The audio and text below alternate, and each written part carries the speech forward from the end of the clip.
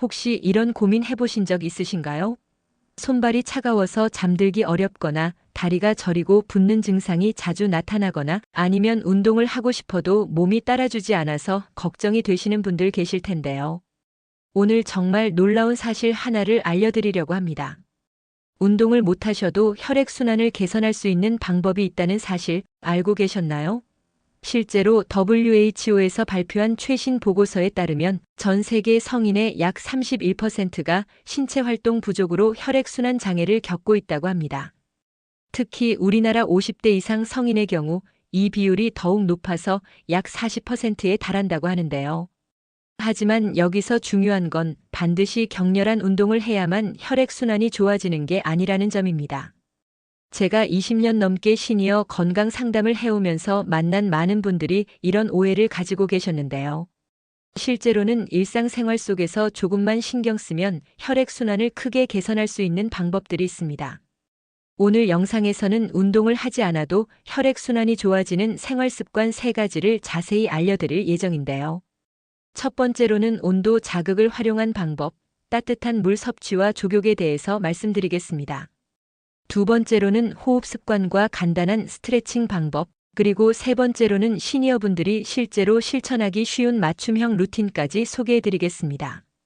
특히 오늘 영상 끝까지 보시면 많은 분들이 잘못 알고 계시는 혈액순환에 대한 오해들도 바로 잡아드릴 테니까 꼭 끝까지 함께 해주시기 바랍니다. 먼저 영상을 시작하기 전에 구독과 좋아요, 그리고 공유 한번 부탁드릴게요.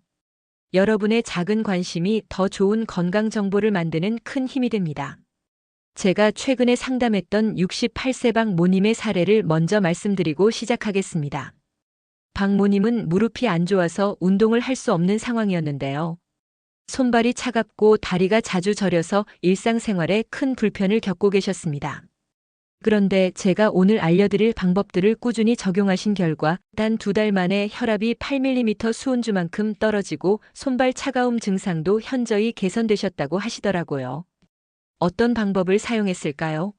지금부터 차근차근 알려드리겠습니다.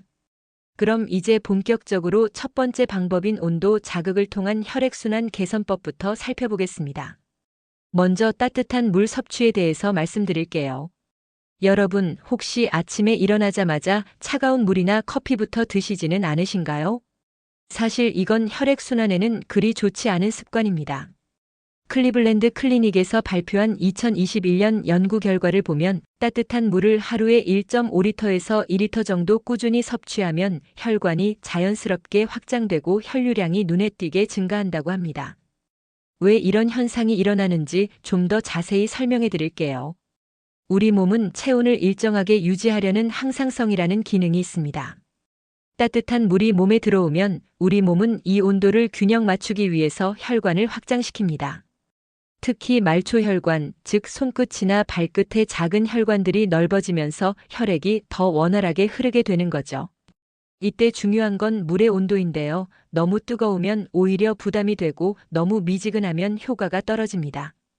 제가 추천하는 온도는 체온보다 약간 높은 40도에서 45도 정도입니다. 손목 안쪽에 대어봤을 때 따뜻하다고 느껴지는 정도가 적당합니다. 이 온도의 물을 아침 기상 직후에 한 컵, 그리고 하루 종일 조금씩 나누어서 마시는 게 가장 효과적이에요. 실제로 제가 상담했던 분들 중에서 이 방법을 적용한 사례를 더 말씀드리면 62세.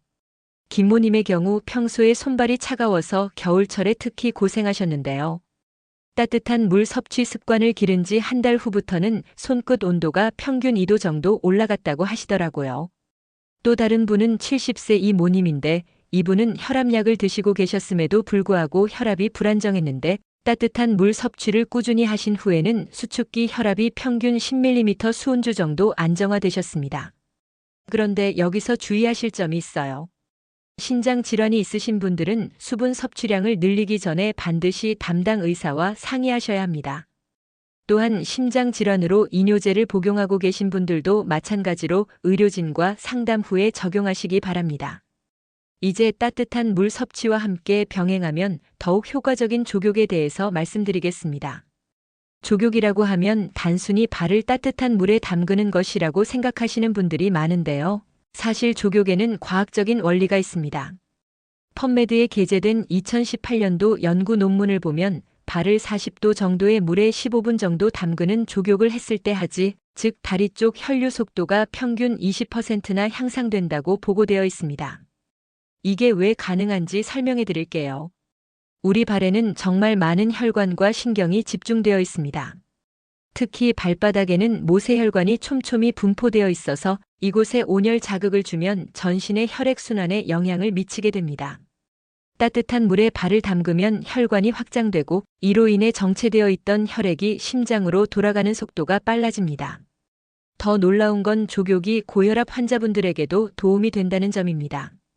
꾸준한 조격은 교감신경의 활동을 억제하고 부교감신경을 활성화시켜서 혈압을 자연스럽게 낮춰주는 효과가 있다고 여러 연구에서 보고되고 있어요. 조격을 할 때 가장 중요한 것은 물의 온도와 시간입니다. 물 온도는 40도에서 42도 사이가 적당하고 시간은 15분에서 20분 정도가 가장 효과적입니다. 그런데 여기서 주의하실 점이 있는데요. 당뇨병이 있으신 분들은 조격을 할 때 특별히 조심하셔야 합니다. 당뇨병성 신경병증으로 인해 발의 감각이 둔해져 있을 수 있기 때문에 물 온도를 손목이나 팔꿈치로 먼저 확인하시고 조격 중에도 발에 이상이 없는지 자주 확인하셔야 합니다. 실제로 조격의 효과를 본 사례를 말씀드리면 66세 최모님의 경우 다리 부종과 저림 증상 때문에 밤에 잠들기 어려워하셨는데요. 매일 저녁 조격을 15분씩 한 달간 꾸준히 하신 결과 다리 부종이 눈에 띄게 줄어들고 저림 증상도 많이 개선되셨다고 하시더라고요. 또한 73세 정모님은 조격을 시작한 이후로 수면의 질이 크게 향상되셨다고 말씀하시더라고요. 조격의 효과를 더욱 높이고 싶으시다면 조격물에 천연 에센셜 오일을 한두 방울 떨어뜨리시는 것도 좋은 방법입니다. 특히 라벤더 오일은 혈류 개선과 함께 릴렉스 효과도 있어서 숙면에도 도움이 된다고 2019년 펍메드에 발표된 연구에서 확인되었습니다. 그럼 이제 두 번째 방법인 호흡 습관과 스트레칭에 대해서 알아보겠습니다. 많은 분들이 호흡이 혈액순환과 무슨 관계가 있는지 궁금해 하시는데요. 사실 호흡은 혈액순환에 있어서 정말 중요한 역할을 합니다. 하버드 헬스에서 발표한 2020년 연구에 따르면 복식 호흡은 교감신경을 억제하고 부교감신경을 활성화시켜서 혈압과 맥박을 낮춰 혈액순환을 원활하게 만든다고 합니다. 복식 호흡이라는 것은 가슴으로 하는 얕은 호흡이 아니라 배를 이용해서 하는 깊은 호흡을 말하는데요. 왜 복식 호흡이 혈액순환에 도움이 되는지 메커니즘을 설명해 드릴게요. 우리가 스트레스를 받거나 긴장하면 교감신경이 활성화되면서 혈관이 수축합니다. 이때 혈압이 올라가고 심장 박동수도 빨라지면서 혈액순환에 부담이 가게 되죠. 그런데 복식 호흡을 하게 되면 부교감신경이 활성화되면서 몸이 이완되고 혈관이 자연스럽게 확장되어 혈액순환이 개선됩니다.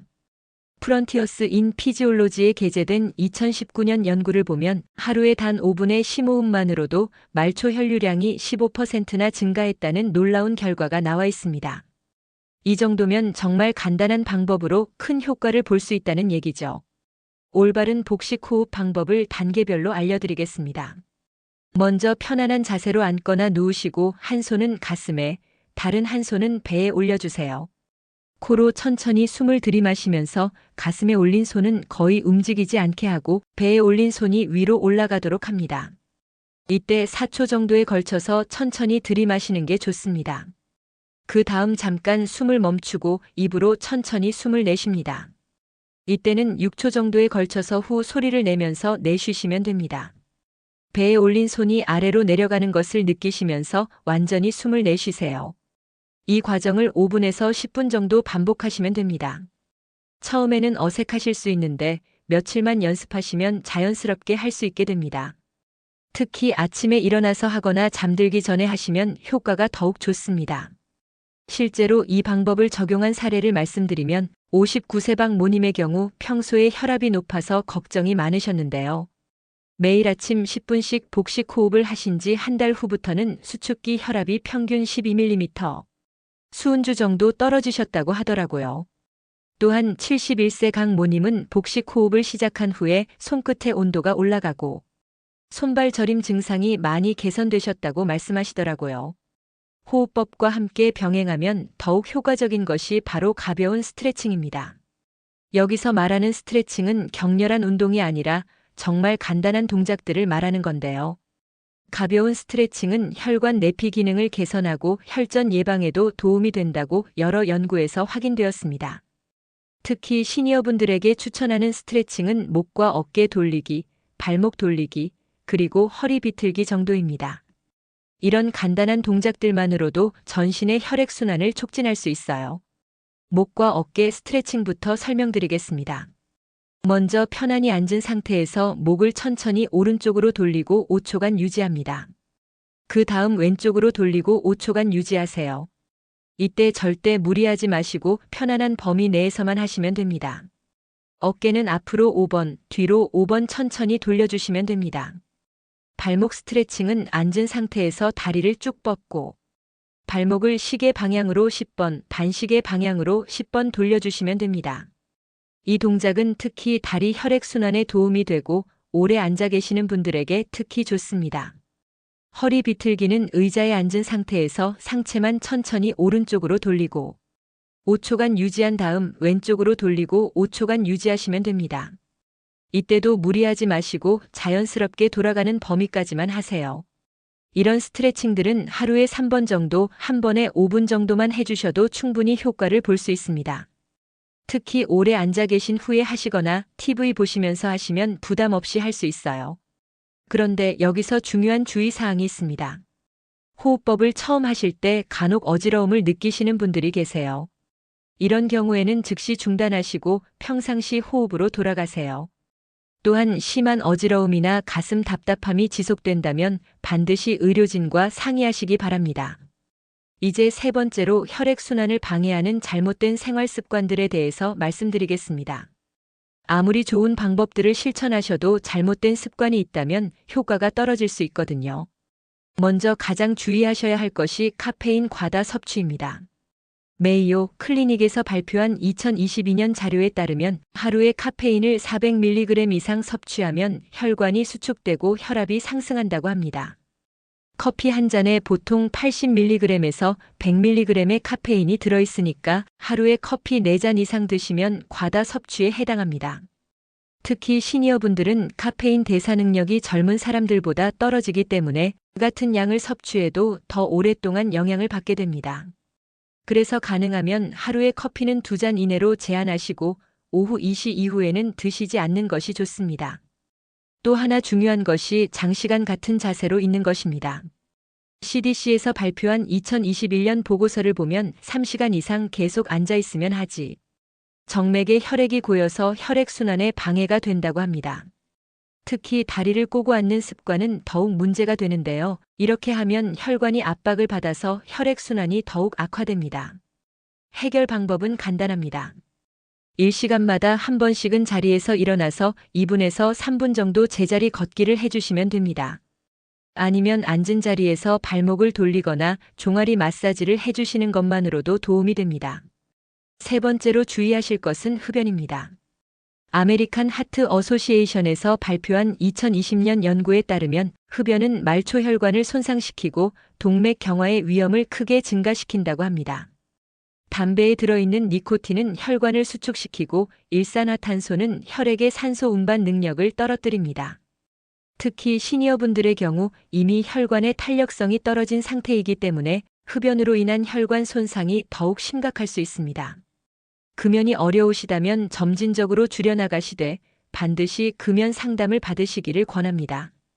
그럼 이제 앞서 말씀드린 방법들을 실제로 어떻게 생활에 적용할 수 있는지 실천 가능한 팁들을 알려드리겠습니다. 먼저 아침 루틴부터 말씀드릴게요. 기상 직후에 미지근한 물 한 컵을 천천히 마시는 것으로 하루를 시작하세요. 이때 물 온도는 40도에서 45도 정도가 적당하고 한 번에 벌컥벌컥 마시지 마시고 조금씩 천천히 마시는 것이 좋습니다. 이렇게 하면 밤사이 굳어진 혈액순환을 자연스럽게 풀어줄 수 있어요. 아침 물 한 컵 후에는 5분 정도 복식 호흡을 해주세요. 침실에서 바로 하셔도 되고 거실에서 하셔도 됩니다. 중요한 것은 매일 같은 시간에 하는 것인데 이렇게 하면 습관으로 자리 잡기가 쉽습니다.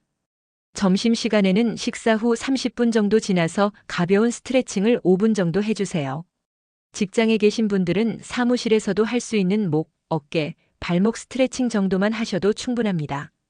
집에 계신 분들은 좀 더 여유롭게 전신 스트레칭을 해주시면 더욱 좋고요. 저녁에는 족욕을 15분 정도 해주시는 것이 좋습니다. 족욕을 하실 때는 물 온도를 40도에서 42도로 맞추시고 15분에서 20분 정도 하시면 됩니다.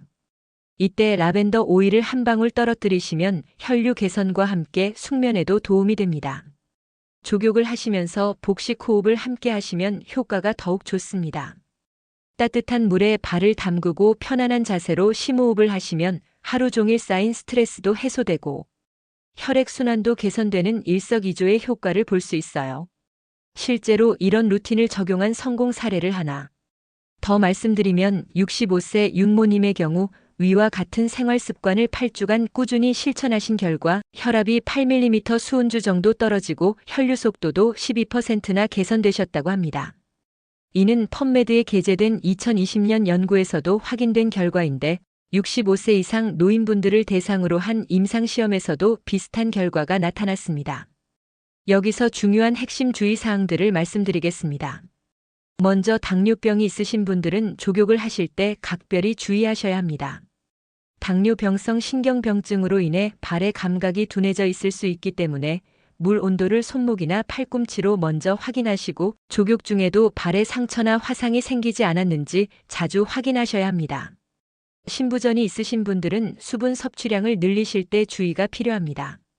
하루에 섭취할 수 있는 수분량에 제한이 있을 수 있으니 반드시 담당 의사와 상의한 후에 적용하시기 바랍니다. 호흡법을 연습하실 때 어지러움이나 가슴 답답함이 나타나시면 즉시 중단하시고 평상시 호흡으로 돌아가세요. 만약 이런 증상이 자주 나타나신다면 반드시 의료진과 상의하시기 바랍니다. 또한 오늘 제가 말씀드린 모든 방법들은 혈액순환 개선을 위한 보조요법일 뿐입니다. 현재 고혈압이나 심장질환으로 약물 치료를 받고 계신 분들은 절대로 임의로 약을 중단하지 마시고 반드시 의료진의 지시에 따라 치료를 받으시면서 오늘 알려드린 방법들을 병행하시기 바랍니다. 그럼 이제 많은 분들이 혈액순환에 대해 잘못 알고 계시는 상식들을 바로잡아 드리겠습니다. 첫 번째 오해는 운동 말고는 혈액순환을 개선할 방법이 없다는 것인데요. 이건 완전히 잘못된 상식입니다. 물론 운동이 혈액순환에 도움이 되는 것은 맞습니다. 하지만 펍메드에 게재된 2018년 연구와 하버드 헬스에서 발표한 2020년 연구를 보면 족욕과 호흡법 그리고 적절한 수분 섭취만으로도 운동에 버금가는 혈액순환 개선 효과를 얻을 수 있다는 것이 과학적으로 입증되었습니다. 특히 관절염이나 무릎 문제로 운동하기 어려운 시니어분들에게는 오늘 말씀드린 방법들이 매우 유용한 대안이 될 수 있어요. 실제로 제가 상담했던 많은 분들이 운동을 하지 못하는 상황에서도 이런 방법들로 큰 개선 효과를 보셨습니다. 두 번째 흔한 오해는 찬물 샤워가 혈액순환에 무조건 좋다는 것입니다. 젊은 사람들이나 건강한 성인의 경우 찬물 샤워가 단기적으로 혈관 수축과 확장을 유도해서 혈액순환에 도움이 될 수 있습니다. 하지만 시니어분들, 특히 심장질환이나 고혈압이 있으신 분들에게는 오히려 위험할 수 있어요. 메이오 클리닉에서 발표한 2021년 자료에 따르면 급격한 온도 변화는 심장에 부담을 주고 혈압을 급격히 상승시킬 수 있다고 합니다. 따라서 시니어분들은 미지근한 물로 샤워하시는 것이 더 안전하고 효과적입니다. 세 번째로 바로 잡아드릴 오해는 술은 혈액순환을 돕는다는 것입니다. 간혹 적포도주가 심장에 좋다는 연구 결과가 있어서 이런 믿음이 생긴 것 같은데요. 이것도 잘못된 상식입니다. WHO에서 발표한 2022년 보고서를 보면 알코올은 단기적으로는 혈관을 확장시킬 수 있지만 장기적으로는 오히려 혈압을 상승시키고 심장질환의 위험을 증가시킨다고 명확히 밝히고 있습니다. 특히 시니어분들의 경우 알코올 대사 능력이 떨어져 있기 때문에 같은 양을 마셔도 더 큰 부작용이 있을 수 있어요. 적포도주에 대한 연구도 실제로는 포도에 들어있는 항산화 성분 때문인 것이지 알코올 때문이 아닙니다. 따라서 혈액순환 개선을 위해서는 알코올보다는 포도주스나 다른 항산화가 풍부한 과일을 드시는 것이 훨씬 좋습니다. 네 번째 오해는 마사지를 세게 해야 효과가 있다는 것입니다.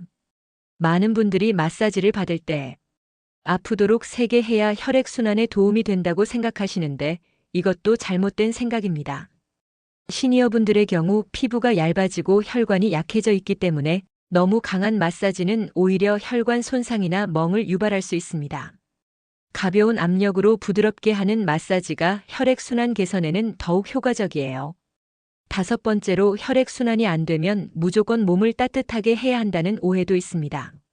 물론 적절한 온도 유지는 중요하지만 무조건 몸을 덥게만 하는 것은 좋지 않습니다.